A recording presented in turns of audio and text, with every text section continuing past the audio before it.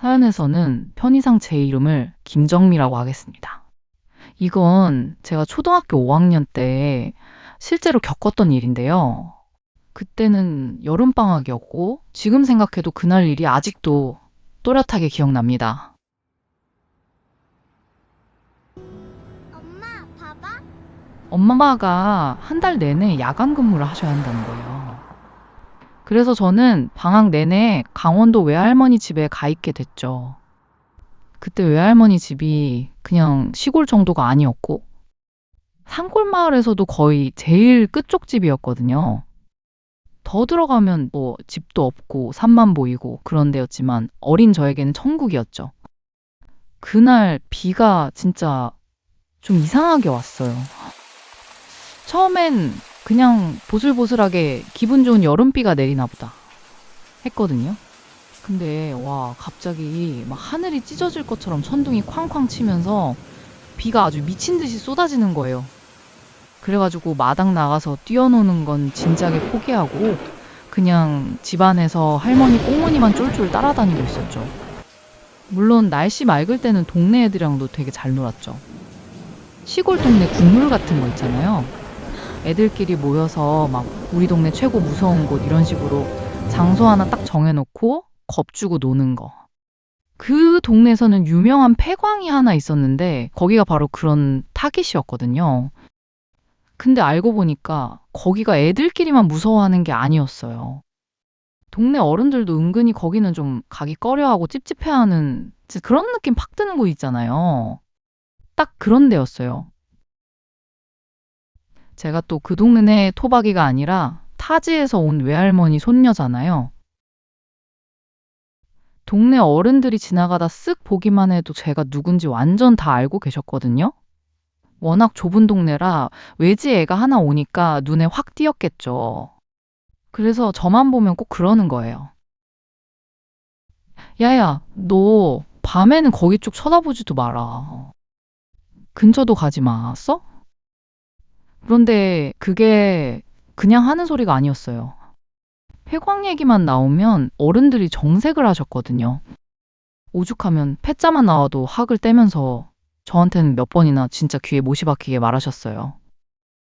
근데 왜 그렇게까지 가지 말라고 했는지 들어보면 진짜 예의가 하나같이 살벌했죠. 밤만 되면 거기서 애기 우는 소리가 들린다고 그러고 또 누구는 폐광 안쪽 갱도에 웬 교복 입은 사람들이 줄 맞춰 서 있는 걸 봤다고 그러고요. 그런데 이상하게 어른들이 무슨 얘기를 하든 항상 마지막에는 꼭 똑같은 말을 했어요. 야야, 누가 네 이름 불러도 절대 대답하지 마라.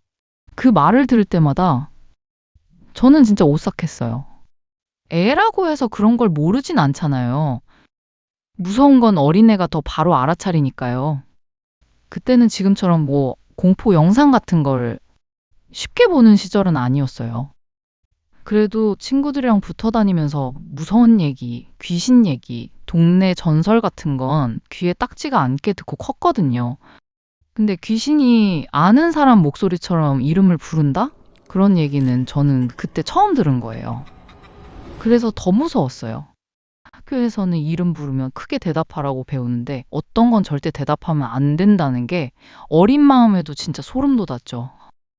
그래서 속으로 그랬어요.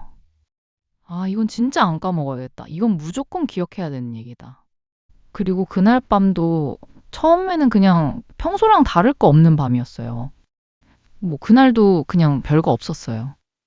할머니는 부엌에서 된장찌개를 보글보글 끓이고 계셨고 저는 거실 바닥에 백 깔고 TV 보고 있었거든요. 근데 갑자기요, 진짜 아무 예고도 없이 딱 하고 전기가 나와버린 거예요. 순간 TV도 꺼지고 불도 싹 꺼지고 집안이 그냥 한순간에 새까매졌죠. 시골은 원래 정전이 잦았거든요. 그래서 저도 처음엔 그냥 아, 또 나왔네?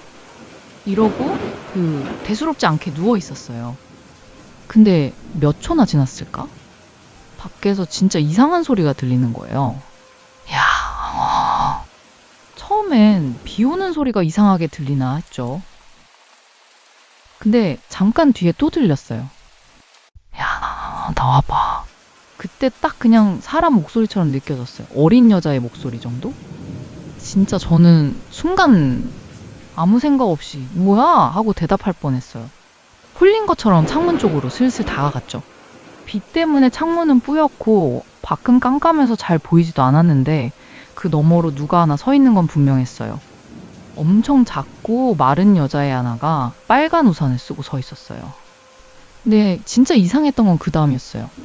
걔가 우산을 똑바로 쓴 게 아니라 훌라당 뒤집어서 거꾸로 들고 있었거든요. 빗물이 그 안에 찰랑찰랑 고이는데도 그 애는 꼼짝도 안 하고 그냥 서 있었어요.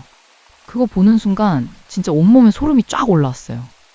바로 그때 등 뒤에서 외할머니가 제 어깨를 확 잡으셨어요. 진짜 뼈가 으스러지는 줄 알았다니까요. 그리고 떨리는 목소리로 딱 그러셨어요. 쳐다보지 마. 절대 문 열지 마라. 평소에 할머니 목소리가 아니었어요. 그래서 저는 그게 더 무서웠어요. 아, 이건 진짜 뭔가 단단히 잘못됐다. 그걸 그 순간 바로 느꼈죠. 근데 그 순간 톡!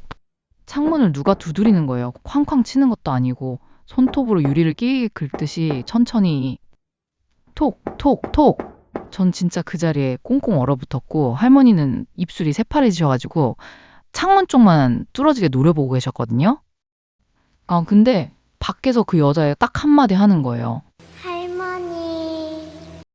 이러는데 그 소리에 할머니 표정이 완전 사색이 됐어요. 할머니. 추워. 추워. 다시 들으니 여기 있지도 않은 사촌 동생 목소리였어요. 저 진짜 아직도 그 장면 꿈에 나온다니까요.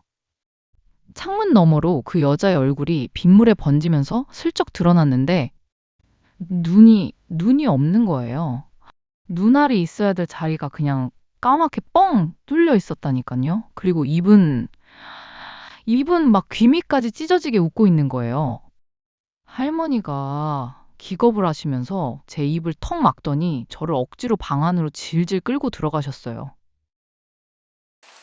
문을 급하게 잠그시고는 제 귀에다 대고 막 숨 넘어가는 소리로 속삭이셨어요.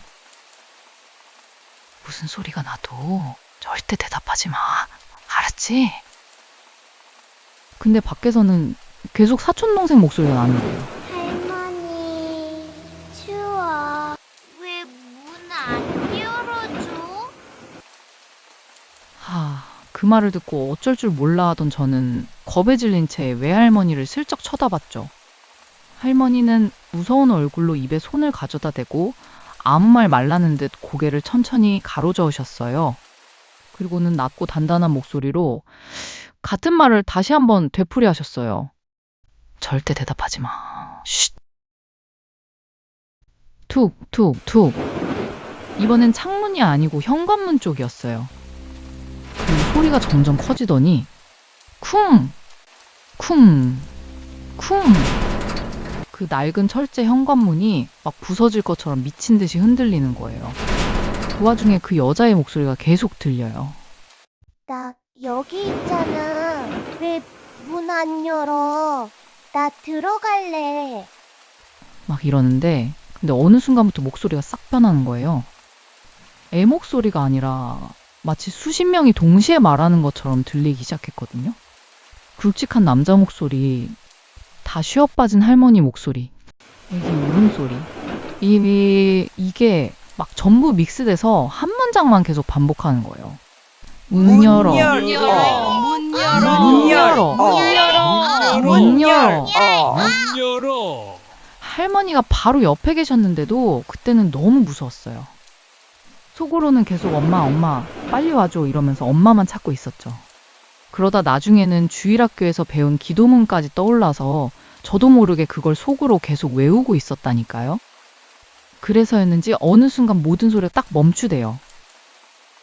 그리고 완전한 정적이 흐르는데 아까까지만 해도 쏴 하던 빗소리조차 하나도 안 들리는 거예요. 할머니가 숨도 제대로 못 쉬고 계시다가 아주 천천히 방문 틈으로 바깥을 보셨거든요. 바로 그 순간에 기기기기 현관문 열리는 소리가 나는 거예요. 그때는 진짜 미치겠더라고요. 분명 할머니가 문단속 하시는 걸 제가 얼핏 봤는데 그 잠긴 문을 열고 누가 들어온 거예요. 그러더니 젖은 발자국 소리가 들리기 시작했어요. 철퍽, 철퍽, 철퍽. 그 소리가 거실을 지나 복도로 들어오더니 딱 저희 방문 앞에서 멈추는 거예요.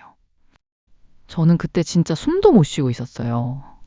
그때 문 아래 틈새 있잖아요. 거기로 물이 쓱 스며들기 시작하는데 그게 그냥 물이 아닌 거예요. 뻘겋다기보다는 거의 검붉은 물이었죠? 그러면서 냄새도 올라오기 시작하는데 우리가 보통 비냄새 난다고 하잖아요. 그런 냄새가 아니라 완전 찌릿한 쇠 비린내. 그러니까 꼭 피냄새 같은 게 확 퍼지더라고요. 그리고 문 바로 너머에서 정말 아주 작은 목소리가 들렸어요. 여기 있네. 그 소리가 들리자마자 외할머니도 너무 놀라셨는지 갑자기 악! 이러면서 비명을 지르시는 거예요. 썩 꺼져! 할머니가 용기를 내서 악을 쓰셨는데도 그 목소리에는 겁이 잔뜩 묻어 있었어요. 평소에 할머니 목소리가 아니라 두려움에 떨고 계신 게 그대로 느껴지더라고요. 그랬더니 밖에서 깔깔깔깔깔? 막 수십 명의 아이들이 동시에 웃는 것 같은 기괴한 웃음소리가 터지더라고요. 그리고 나서 발자국 소리가 다시 멀어지는 거예요. 철퍽, 철퍽, 철퍽. 쾅! 현관문 닫히는 소리가 딱 나고 나서야 할머니가 그 자리에 털썩 주저앉으셨어요. 그날 밤은 뭐 당연히 둘 다 뜬 눈으로 밤샜죠. 다음날 비가 그치자마자 할머니가 제 손목을 꽉 잡고 마을 어귀에 있는 조그만 당집으로 데려가셨어요. 거기서 무당 할아버지가 제 얼굴을 딱 보시더니 다짜고짜 그러시는 거예요. 아이고, 얘 이름 불렸구먼. 저는 진짜 그 자리에서 꿀먹은 벙어리처럼 아무 말도 못했어요. 그러더니 저를 한번 가만히 보시다가 다행히 대답은 안 한 것 같네. 그래 참 잘했다. 어린 것이 용케 대답 안 해서 산 거다. 근데 할멈 그거 알지? 아직 안 끝난 거. 그러니 사흘은 꼭 버텨야 돼. 이러시더라고요. 나중에 알고 보니까 예전에 그 폐광이 한번 완전히 무너져 내린 적이 있었대요. 그때 안에 있던 사람들이 흔적도 없이 싹 다 실종됐다는 거예요. 시신 수습도 하나도 못했고요. 근데 그 사고가 나고 난 뒤부터 비 오는 밤만 되면 마을 어디선가 꼭 마을 사람 이름을 부르는 소리가 들린다는 거예요. 대성이 삼촌, 삼촌, 방에 있지? 대성아, 아비다. 대성아, 이놈아, 방에 있나? 그리고 거기에 홀려서 하고 대답한 사람들은 하나같이 그날 밤에 심장마비로 급사했대요. 또 운 좋게 그 밤을 넘겼다 해도 사흘을 못 버티고 꼭 이상한 사고를 당하거나 몹쓸 병이 들어서 다 죽어나갔다고 하더라고요. 와, 진짜 그 얘기 듣는데 등골이 서늘해지더라고요. 근데 정말 다행히도 저는 그 사흘을 별일 없이 넘겼어요. 진짜 기묘한 건 그 다음부터였어요. 외할머니는 몇 년 전에 돌아가셨고 그 집도 지금은 사람 하나 없이 비어서 흉가처럼 남아있거든요. 근데 작년 여름에 진짜 오랜만에 그 마을 근처에 갈 일이 있었어요. 밤에 맥주 한 잔 시원하게 하고 그냥 바람이나 좀 쐴까 싶어서 마을을 슬슬 걷고 있었죠. 그러다가 혼자 터덜터덜 걷는데 어느새 외할머니가 사셨던 집 앞에 와 있더라고요. 이제는 빈집인데도 괜히 문 열고 들어가면 외할머니가 아직 거기 계실 것 같은 거예요. 그러니까 갑자기 너무 보고 싶어지기도 하고 발길도 쉽게 안 떨어지더라고요. 그래서 저도 모르게 한참을 그냥 서서 바라보고 있었죠. 그때였어요. 등 뒤에서 누가 제 이름을 부르는 거예요. 진짜 너무 익숙한 목소리로요. 우리 정민이? 정미 맞지? 정미가 왔네. 내 새끼 정미야. 순간 온몸이 그냥 얼어붙었어요. 그 목소리 돌아가신 우리 외할머니 목소리였거든요. 제가 멈칫하고 가만히 서 있으니까 또 그러는 거예요. 아휴, 내 강아지 거기 정미지? 우리 정미가 온 거 맞네. 그 순간 진짜 눈물부터 핑 돌았어요. 너무 보고 싶던 목소리였으니까요. 근데 또 한편으로는 어릴 때 동네 어른들이 하셨던 말이 불현듯 확 떠오르더라고요. 이름 불러도 절대 대답하지 말라고, 무슨 소리가 나도 돌아보지 말라고. 그래서 저는 결국 그날 끝내 대답을 하지 못했어요. 아니, 못한 게 아니라 무서워서 그냥 도망쳤죠. 지금도 모르겠어요.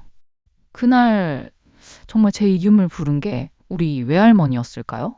아니면 예전부터 이 동네 어른들이 그렇게까지 대답하지 말라고 했던 다른 무언가였을까요?